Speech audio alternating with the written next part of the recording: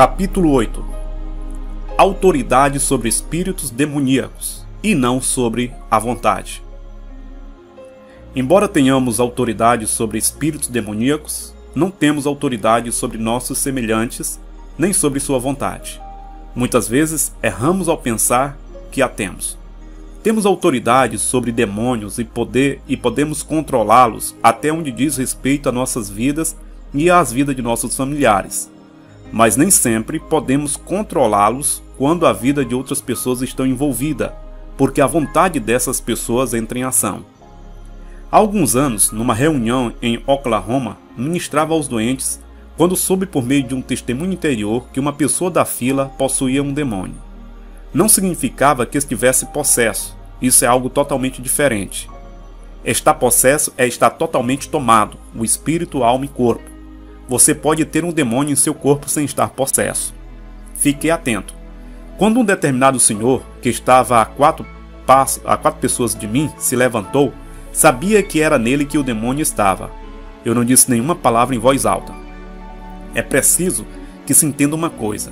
Embora o diabo, de fato, saiba algumas coisas, ele não sabe de todas as coisas. Não é onisciente como Deus.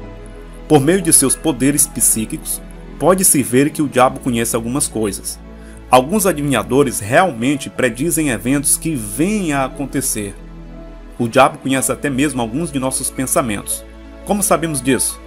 Porque pessoas com capacidade de ler a mente, muitas vezes podem ler sua mente e dizer-lhe o que você está pensando. E não o fazem, entretanto, pelo poder de Deus. Antes do homem se aproximar do lugar onde eu me encontrava, pensei comigo mesmo: vou expulsar esta coisa dele. Não disse nenhuma palavra em voz alta. Apenas pensei. Assim que ele ficou de pé no seu lugar, antes que eu pudesse dizer qualquer coisa, ele falou. O demônio falou através dele, gemendo numa voz fanhosa e intensa. Não pode me expulsar. Não pode me expulsar. Não pode me expulsar. Disse, posso sim. Em nome de Jesus. Ele respondeu, não, não pode. Este homem quer que eu fique, e se ele quer que eu fique, eu posso ficar. Eu disse, você está certo. E deixei que se fosse. Espíritos religiosos. Vários dias depois, vi aquele homem na rua, eu o parei e comecei a conversar com ele. Não era louco, possuía normalmente todas as suas faculdades mentais. Enquanto lhe falava, descobri que tipo de espírito tinha. Era um espírito religioso. As pessoas precisam saber que há tais espíritos. Eles fazem com que as pessoas tenham um ar muito espiritual. De fato, este homem possuía 3 espíritos malignos. Os outros eram o espírito de mentira e o espírito do engano. Ele acreditava numa mistura da Bíblia com religiões orientais. Inclinava-se mais para as religiões orientais. Falei com ele sobre isso. Disse-lhe, estas crenças não estão nas Escrituras. Não estão de acordo com o Novo Testamento. Ele replicou, com a Bíblia ou sem a Bíblia, gosto disso e assim eu vou continuar e vou continuar assim. Então disse, no dia em que quiser se livrar destes demônios, venha me ver. Mas enquanto quiser que seja assim, assim será. Ele respondeu, bem, é assim que eu quero. O livre-arbítrio prevalece. Você tem que se afastar das pessoas quando elas querem que as coisas continuem do modo que estão. Se as pessoas querem viver em pecado, elas podem. Se querem ser livres, podem ser livres. Mas enquanto elas mesmas não quiserem ser livres, nem Jesus nem ninguém pode libertá-las. Você pode sair por aí indiscriminadamente, exercendo autoridade sobre o diabo que está numa outra pessoa.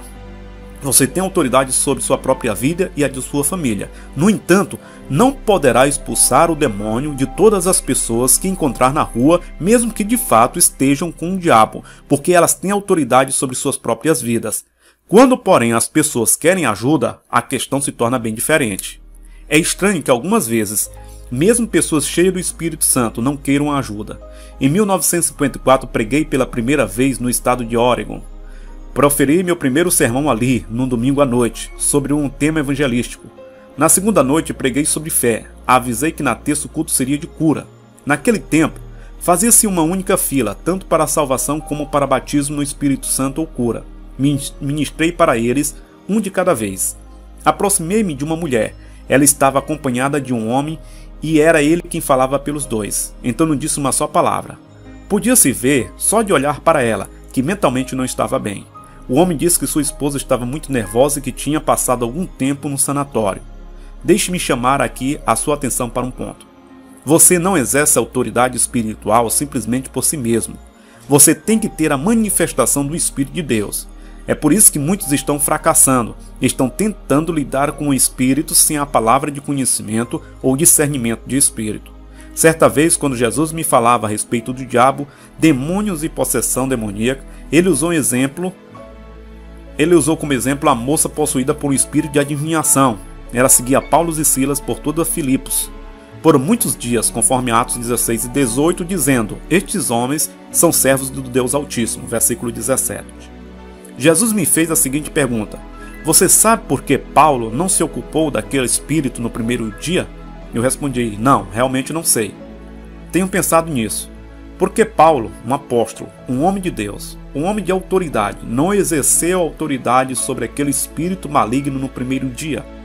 Jesus disse: ele tinha que esperar pela manifestação do Espírito. Tinha que esperar até que o Espírito de Deus lhe desse discernimento de espíritos. Veja, você pode expulsar o diabo de você e de sua casa quando quiser. Se uma pessoa está sob a sua responsabilidade, você também tem autoridade sobre ela. Mas, quando você sai para fora do seu domínio, os espíritos malignos têm direito de estar lá, porque Satanás é o Deus deste mundo. Esta é a razão pela qual Paulo teve que esperar por muitos dias para libertar a moça possessa. Ele não ordenou ao espírito que a deixasse no primeiro dia em que ela começou a segui-lo. Ele esperou e, quando chegou a hora certa, falou àquele espírito e ela a deixou. Quando na fila da cura impus as mãos sobre a mulher, não vi nenhum espírito, mas tive uma palavra de conhecimento. Naquela época, não tinha um discernimento de espíritos atuante em meu ministério, mas tinha a operação da palavra de conhecimento. Quando impus as mãos sobre ela, sua vida passou diante de meus olhos como se eu estivesse vendo uma tela de televisão e fiquei sabendo de toda a sua história. Disse a seu marido: não vou orar por ela aqui.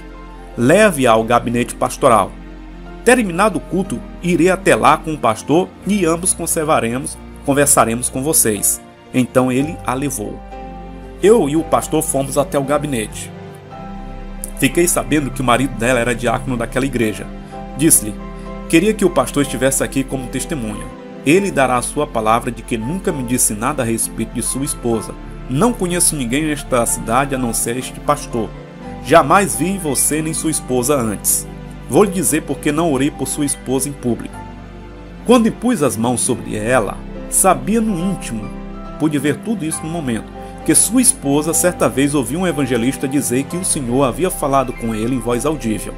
Ela começou a pedir a Deus que lhe falasse em voz audível também. O que ela não compreendeu bem foi que o evangelista não disse que ele estava pedindo a Deus que falasse daquela maneira. Ele não pediu a Deus que o fizesse, simplesmente estava esperando de Deus. Quando você começa a buscar uma voz audível, o diabo o atenderá. É errôneo tal comportamento. Demônios começaram a falar com ela. Continuei.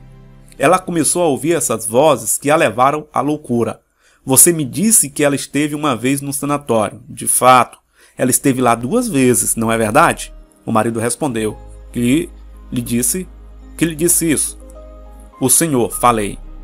Ele também me mostrou que você levou sua esposa a um culto de cura e o evangelista não pôde libertá-la. Então você ficou contrariado com o pregador. Vi então, através do Espírito, que você a levou a um culto cujo dirigente era profeta e não pôde libertá-la, e agora você está zangado com o profeta.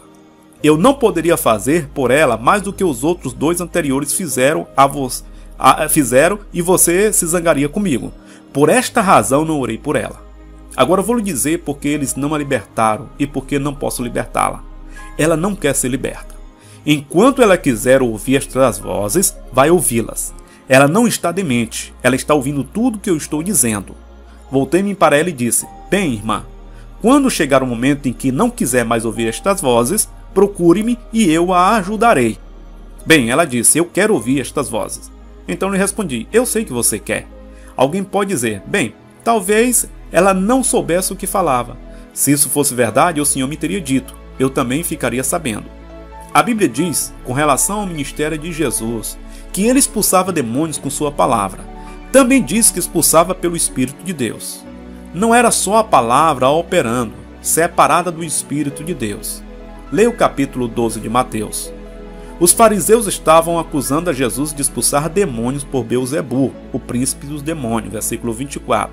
Jesus respondeu: se eu expulso os demônios pelo Espírito de Deus, é conseguintemente chegado a vós o reino de Deus, versículo 28. Sabemos pela palavra de Deus que temos autoridade espiritual, mas devemos depender do Espírito Santo como ajudante no exercício desta autoridade.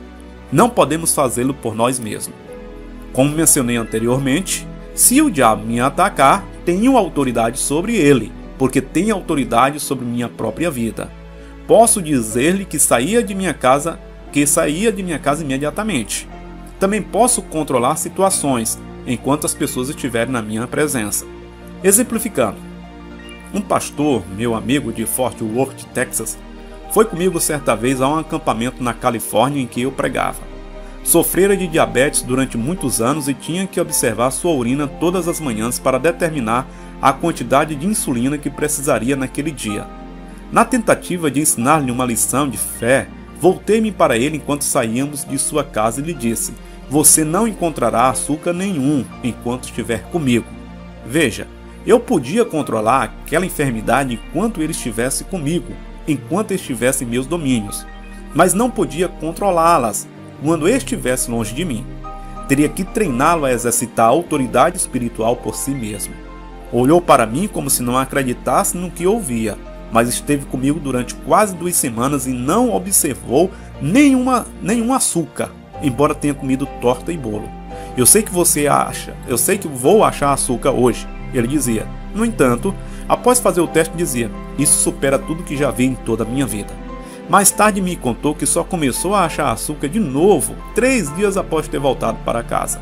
Veja, tinha reivindicado a autoridade sobre aquela enfermidade. Embora eu tivesse controle sobre a força oculta, não tinha controle sobre a vontade daquele pastor. Poderia controlar a força oculta enquanto o pastor estivesse na minha presença. Tentei convencê-lo de que poderia exercer a mesma autoridade, porém ele não conseguiu. Ele esperava que a diabetes voltasse e foi o que aconteceu. Passaram-se 5 anos até que ele finalmente compreendeu sua autoridade espiritual. Alguns de nós, pregadores, às vezes somos muito lentos. Se eu pudesse ficar com outras pessoas constantemente, poderia ajudá-las também, mas não posso viver com as pessoas, não tenho tempo.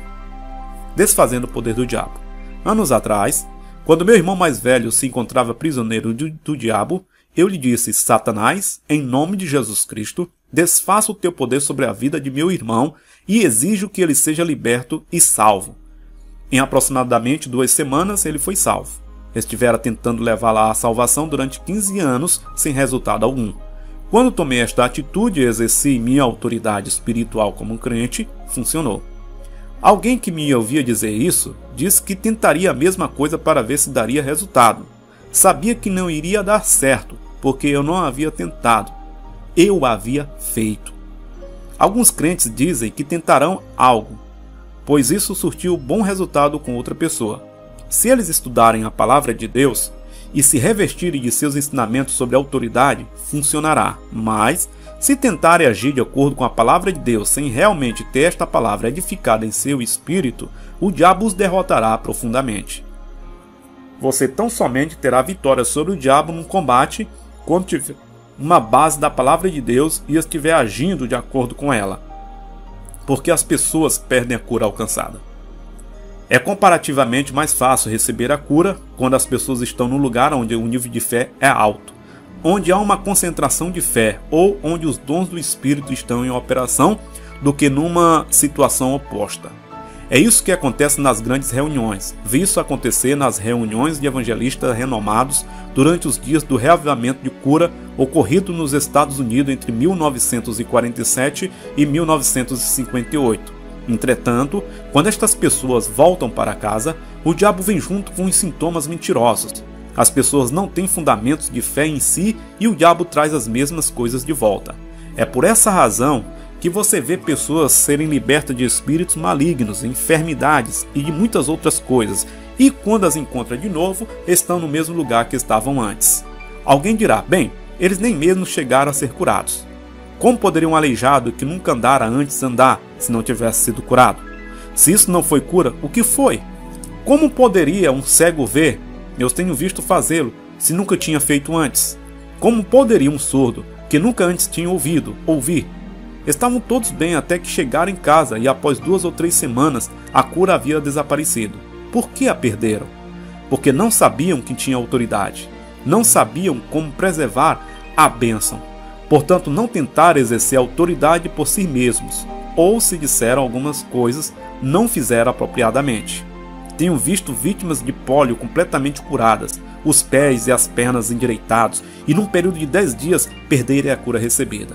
Lembro-me de uma mulher que estivera totalmente presa à cama com artrite durante 3 anos. Estava esticada na cama, rígida como uma tábua. Ela foi curada instantaneamente, levantou-se e andou. Seu médico não encontrou nem vestígio de artrite em seu corpo. 6 semanas depois, ela se encontrava rígida como uma tábua novamente. Por que perdeu a cura recebida? Algumas pessoas dizem, eles as hipnotizam. É isso? Não. As pessoas chegam até a presença de Deus, onde os dons do Espírito Santo estão operando, e então é fácil receber a cura. Mais tarde, quando ficam sozinhas, ficam de fato sozinhas. É por isso que as pessoas precisam aprender da palavra de Deus e dos direitos e privilégios que possuem como crentes. Podem então exercer autoridade por si mesmas sobre o diabo, enfermidades e circunstâncias. Expulsando demônios. A Bíblia estabelece diferente entre expulsar demônio e curar enfermos. Frequentemente, as manifestações físicas não reagem à oração e à imposição de mãos porque há um espírito maligno envolvido. Isso aconteceu com uma senhora batista de Nova Orleans. Estava perturbada mentalmente e confinada a uma instituição de saúde. Certo dia, um amigo meu, pastor batista, que recebera o batismo com o Espírito Santo, orou por ela, expulsou 7 demônios e ela imediatamente ficou bem. Um professor da universidade, que conhecia este caso, usou-a como ilustração em suas palestras. Este fato causou tal impressão nele que convidou o pastor batista para que discutissem um assunto. Como resultado, a esposa do professor recebeu o batismo no Espírito Santo. O professor não somente se empenhou em ser cheio do Espírito, mas também incorporou aos seus ensinamentos o fato de que demônios têm mais ação sobre as pessoas do que ele pensava. Opressão versus possessão. Nos anos de 1950, um membro de uma igreja estava numa fila para a oração quando percebi que possuía um demônio em seu corpo. Este homem tinha estado em quase todas as filas de oração de evangelistas de renome, mas não fora curado, porque este espírito que o estava oprimindo precisava de ser cuidado primeiro. Este não era um caso de cura. Ao orar por ele, expliquei às pessoas: o corpo deste homem está opresso por um demônio. Ele não está possesso por um demônio. Ilustrarei assim. Suponha que você more numa casa construída há quase 100 anos. E então alguém lhe diz: esta casa está com cupim. Isto não significa que você esteja com cupim. Seu corpo é a casa onde você mora. Se você souber como fazer, manterá o cupim afastado de sua casa material e os demônios fora de sua casa física. Eles não ficarão lá se você tomar as devidas precauções. Houve uma vez um psiquiatra cheio do espírito que doava voluntariamente tempo aos hospitais de caridade de sua região. Num sanatório, resolveu fazer uma experiência com um homem que não falava há 3 anos. O homem ficava olhando fixamente para a frente sem nenhuma expressão, como uma estátua. O médico contou: impunha minhas mãos sobre ele todos os dias e dizia: se houver espírito maligno aqui, repreendo-os e ordeno a cada um deles que saia no nome do Senhor Jesus Cristo. Não havendo outros médicos por perto, este médico impunha as mãos sobre o paciente e orava por eles em línguas, em voz alta durante 5 minutos por dia. Se outros médicos estivessem por perto, orava silenciosamente, usando a sabedoria, sabendo que não entenderiam o que ele estava fazendo. Após 10 dias, o paciente já estava falando e em 30 dias voltou para casa curado. O médico ajudou outros pacientes também. Deus honra a fé e o Espírito de Deus sabe como orar. Ele é o autor da oração. Como tratar com demônios? Temos que depender do Espírito de Deus para sabermos quando os demônios estão presentes e como lidar com eles. Ficamos impotentes sem a palavra e o Espírito. Não seja uma pessoa apenas da palavra, sem o Espírito, e também não seja uma pessoa somente do Espírito, sem a palavra. Muitos tentam agir de acordo com a palavra de Deus, sem o Espírito de Deus. Você tem que possuir a ambos. O Espírito e a palavra se completam. Você não terá que lidar com o Espírito em todos os casos de cura, mas se tiver que fazê-lo, o Senhor lhe mostrará. Vejo Deus como sendo um ser inteligente. Ora, sendo eu também um ser inteligente, ele pode me dizer se há um espírito maligno ali. Oriento-me tanto pelo que ele não diz como pelo que ele diz. Se ele não diz nada, não tento lidar com o espírito maligno. Continuo a orar pela cura da pessoa. O que é estranho é que, sendo levado a orar por cura num caso, sou levado, num ou outro caso aparentemente idêntico, a tratar com o espírito. Não compreendo isso, mas sei por experiência que assim dá resultado. Você não pode julgar um caso comparando-o com o outro. Pessoas indefesas precisam ser ajudadas. Algumas vezes você pode conduzi-las através da fé que você tem, mas as pessoas que têm conhecimento, pessoas que são esclarecidas, devem andar na luz do que conhecem. Algumas pessoas têm mais conhecimento do que outras. Quanto mais você conhece, mais é exigido de você. Você pode ser livre da opressão sobre seu corpo e mente. Pode exercer autoridade espiritual sobre outros, enquanto estiverem na sua presença. Pode exercer autoridade sobre todas as forças ocultas. Se você aprender a exercer autoridade espiritual assim, obterá resultados também em seu lar. Ouvi de mulheres que exerceram sua autoridade espiritual quando os maridos descrentes chegavam em casa brigando ou discutindo. Elas haviam aprendido como, quieta e calmamente, repreender os espíritos malignos que estavam por detrás daquela situação e exercer autoridade sobre eles, modificando a situação. Aprendi como fazer isso há anos, quando pessoas em minha família se iravam em extremo. Simplesmente assumi o controle da situação usando da minha autoridade. Sabiam quando eu fazia, porque me olhavam com uma expressão assustada e se acalmavam imediatamente. Não estava exercendo autoridade sobre a vontade deles, mas sobre o espírito que os levava a agir daquela maneira. Certa ocasião, Jesus disse a seus discípulos que iria para Jerusalém padecer muitas coisas e morrer. Pedro fez objeção. Jesus imediatamente o repreendeu dizendo: "Para trás de mim, Satanás." Mateus 16, 23. Jesus não estava dizendo que Pedro era Satanás. Estava dizendo que Pedro, naquele momento, se posicionava do lado da dúvida, da descrença e do diabo. Algumas vezes os cristãos inconscientemente se entregam ao inimigo, mas podemos exercer autoridade sobre esse espírito. A Bíblia diz que podemos também exercer autoridade sobre o medo, até mesmo o medo que temos em nossa própria vida. Precisamos saber disso. Entretanto, não é sempre que podemos exercer autoridade sobre o medo na vida de outra pessoa. Tenho podido controlar o medo enquanto a pessoa está na minha presença, não sabendo como se levantar contra ele. 2 Timóteo capítulo 1, versículo 7 diz: "Porque Deus não nos deu o espírito de temor, mas de fortaleza, de amor e de moderação." Observe que a Bíblia diz que o medo é um espírito. Deus nos tem dado um espírito de poder, amor e moderação. Mesmo quando era um jovem pastor batista, sempre exercia autoridade sobre o medo e a dúvida.